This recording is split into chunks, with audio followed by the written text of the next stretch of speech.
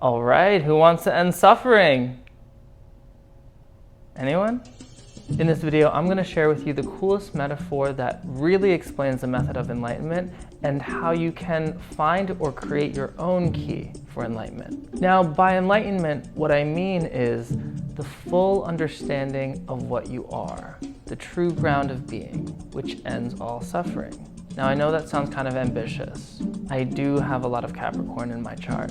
But if over 4,000 years of mystical writings have taught us anything, it's that enlightenment is not only possible, but all there is. Because there's nothing that's not already enlightened. Now, there's a couple layers to this topic, so I actually recommend watching this video a second time after you finish it. So, mysticism, the method or experience of the ultimate unitive truth, the ultimate ground of being, liberation.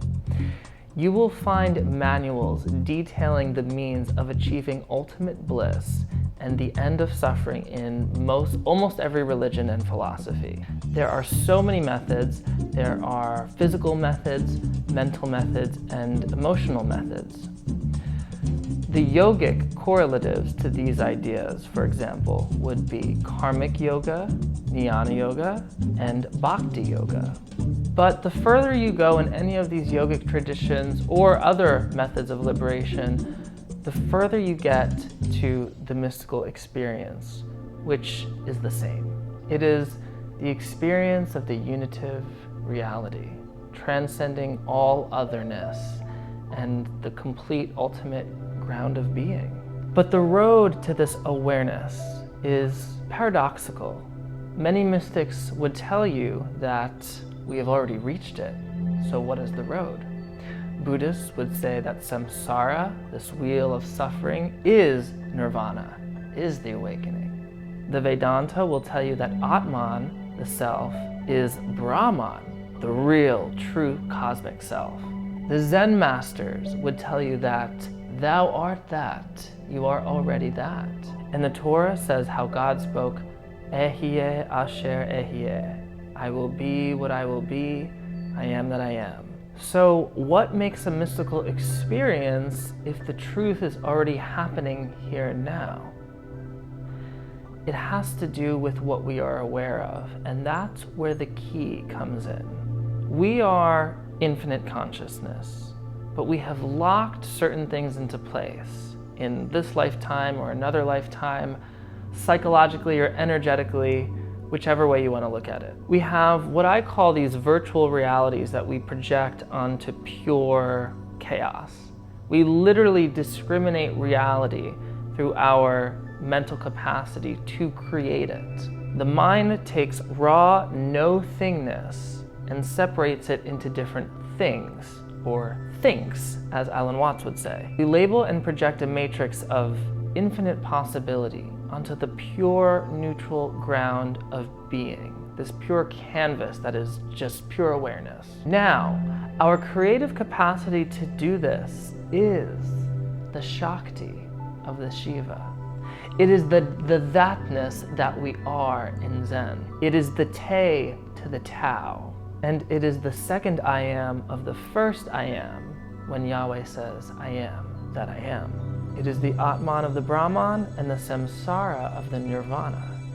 But most importantly, it's a damn good time. In this creative agency, we have fun, we learn things, we create, we share experiences, we fall in love, we mourn, we longboard, we do makeup, we make YouTube videos, we experience all the infinite has to offer. Now pay attention, because this is a very important duality and is actually all the duality that all dualities are talking about. It is the difference between the unitive awareness, which is one thing, and the diverse manifestation, which is many. It's kind of like if you took a sheet of paper, perfectly flat, and then started folding it, and eventually made this beautiful origami. It's the same paper, but you're adding new dimensions and designs within those dimensions. And that's what we're all doing. Each of us has a different unit of consciousness. We're folding reality into our own personal origami for fun. And it's important to note that we are active participants in this creative process. Consciousness is not a spectator sport, as much as people pretend that it is. What you might say is part of the root of suffering is people are trying to get out of the experience, get out of consciousness, and understand it, as opposed to surrendering themselves as units of this great art, of this great alchemical working. Now, this active participation in this consciousness, part of how that shows up is karma. So let's talk about karma. Karma literally means action. It's action and reaction, Newton's third law, cause and effect. It is both the crimes you've committed in a past life, but also the favorite ice cream that you choose. It includes morality on the surface level, but is much more indifferent to morality than people make it out to be. And in a way, karma locks things into place, at least for a time. I'll give you a personal example of karma. So I am probably one of the only spiritual weirdos who absolutely loves the indoors. I know, that's kind of weird. I don't know what moment in this lifetime or another lifetime that I concluded that I preferred the indoors over the outdoors, but I did. And I love being in the indoors. And when I'm in the outdoors, I can handle it, but I'd much rather be inside. Because of that, it has affected the way I choose to spend my time and where I choose to bring my body, and also probably the way mosquitoes love me and how I get allergic reactions. It's important to notice that there's nothing wrong about liking the indoors, but it is also important to notice that I have identified myself as somebody who likes the indoors, and that's part of the key that's going to show up later. So remember that. Karma is actually something you can feel in your body. I want you to think about the last time you had like a serious emotional reaction to something, whether it was anger or worry or depression or whatever it was. Think about that moment and notice how your body feels that. That energy right there is karma, and there's nothing wrong with it. It is a reaction to a point of view. Karma is action, but also because it is action, it is conclusions and points of views and these imbalances that we've created over our lifetimes. Not bad, just choices. They are the folds that create the origami. But good news, we are all on the treadmill of samsara, right? And we are burning those karmic calories. So maybe one day you'll actually see me camping outside. But for now, I'm going to enjoy the hotel. You see, karma is the joy of duality. It is the arena of preference. But it doesn't end there. See, there's an even deeper joy, and that is the canceling out of duality. And this is the method and aim of mysticism. Nicholas of Cusa describes God as the coincidence of opposites. This is what Aleister Crowley talks about when he talks about 0 equals +1 minus 1. It is this divine disproportion of true neutral to create manifestation. This is the Hegelian dialectic, the love affair of Shiva and Shakti, the yin and yang, the above and the below, the fire and the water, and also the secret ritual of the Illuminati, which I will share with you at the end of the video. The unity, the ultimate ground of being, moving forth in its endless possibility into diversity, into duality, precipitates the perceived suffering. It allows for the illusion of lack because it allows one to identify with one thing, which means that same one is not identifying with another. And so there's the illusion of not being something or not having something. It is the ability of me to say that I like the indoors and not the outdoors. It is the ability to say I am this, but I am not that. It is the underlying dilemma of the Sneetches of that awesome Dr. Seuss book. To be something and not something else is both the comedy and tragedy of the human creative potential. And it is the seed of so much creative brilliance and, unfortunately, so much hate. But luckily for us, we can hopscotch the tree of life back up to to pure awareness, jumping over every obstacle, thank Ganesha, into the ultimate ground of being. And we do that through the keys, and this is how. The keys help us unlock what we have locked into place, spiritually, psychologically, or energetically, whatever. It is through certain mystical keys that we unravel what we have created in our virtual realities, which reveal what has created us in transcendent reality. The key metaphor is important, and I'm going to explain it in detail, so pay attention. So in a typical kind of lock, there are a row of pins, and the pins have different lengths. The pins are what is holding the lock together.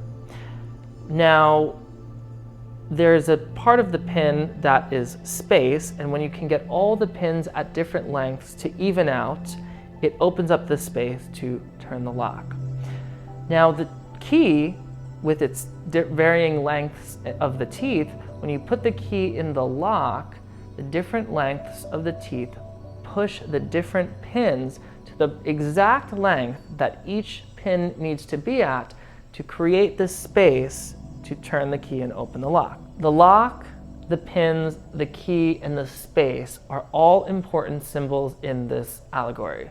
So the lock is whatever you have locked into place. On a larger scale, this would be life itself, the result of innumerable cosmic forces coming into play, hitting each other, smashing each other to create this arbitrarily delineated length of time, which is life. About 80 years, 30,000 days, 60,000 thoughts a day, all under the auspices of karmic preference. Now, the pins of varying lengths in the lock are these individual karmic preferences, these individual desires of one thing over another, which are innumerable, that make you who you are in all your awesome uniqueness and glory. This is what you like, what you don't like. Classic law of attraction.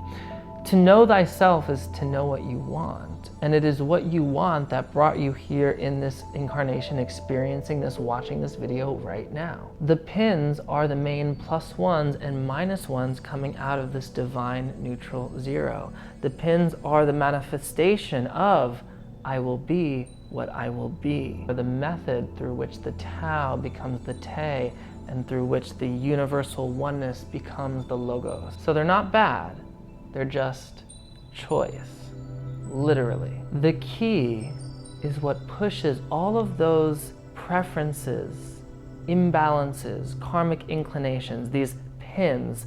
The key is what pushes these pins back into this neutral place that allows the lock to unlock by giving it space. The key is a complex but also simple realization that erases all inclinations of attachment and preference and identification. Now, the art of the guru is to craft a key that will reveal this truth and unlock the lock. Swami Dayananda says that a guru needs to know adequacy within himself, but also needs to know how to create the context through which the student will know his or her own adequacy. So now let's talk about the actual key. What is this damn key? Well, the kicker is, the key is any combination of thoughts, practices, mantras, ideas, choices, things, experiences, any combination that when come together in the perfect proportion at the right time with a little side of grace unlocks the experience of unitive oneness. It's any formula or sutra or method that brings the seeker into this moment of neutrality. And by neutrality, I don't mean the default mode network of the mind where we're just hanging out and the mind's just kind of coasting in different directions. True neutrality, which is no thingness. Now, this is where you come in, and this is the fun part. When you're on the spiritual path, any spiritual path, you begin to invite into your world the right people, ideas, books, things, moments, experiences that cultivate your spiritual growth. And you begin to create the context to reveal your own adequacy. You start curating the right conditions to understand what you really are. And that continues to grow more and more than you could ever imagine. We all know the experience of finding that perfect exact book at the right time that is just what we need, or meeting that teacher, or hearing that saying, or getting into that modality. It just starts to show up to support us. And from what you attract, you start to mold your own keys to unlock your truth. Now, in the past, one might have to go to a shaman or a guru or a priest, but humanity has been accelerating in its rise of consciousness. And I can't help but think that more and more people are experiencing direct gnosis by themselves without the need of a mediator. Direct apprehensions of this indescribable truth are becoming more common, and people are making their own keys and unlocking their own doors. So yeah, what threshold will we explore next? I almost forgot. I told you if you watched till the end, I would tell you the secret ritual of the Illuminati. Well, I'll tell you. The secret Illuminati ritual is an occult sacrament whereby two sacred things are ingested. These two things are hot sauce and cream cheese. And when you bring them together on a bagel, oh my God, the world does not know about this, and it should. It is truly divine. Let me know your thoughts on the keys to enlightenment. And if you found this video fun, please subscribe, like, and share with a friend, because I want to connect more geeky, occult, mystical misfits. Much love, and I'll see you in the next wormhole.